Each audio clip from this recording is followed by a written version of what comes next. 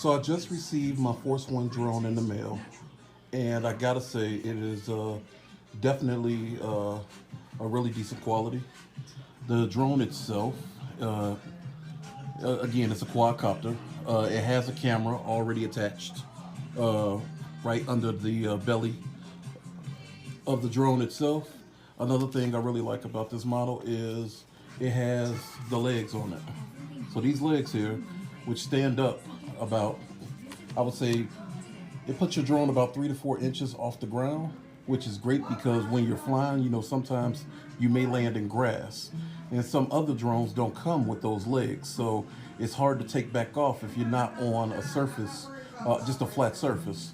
The legs allow you to still land in grass and take right back off from the grass. So really cool. That's really cool as well. The other thing I like about it is it does come with a second battery and extra propellers as well as a tool screwdriver so that you can actually put everything together, take everything apart.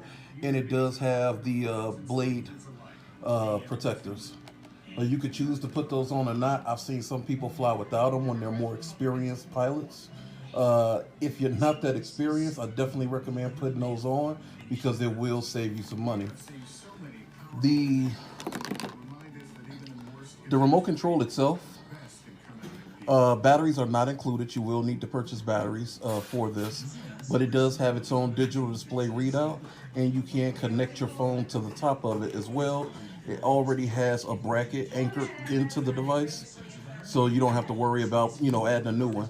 Now, once you've downloaded the app, you will be able to view and see whatever the camera sees. So again, once you are an experienced pilot, I don't recommend it until you have experience, but once you're experienced, you'll be able to actually fly the drone by only looking at the output on your cellular device.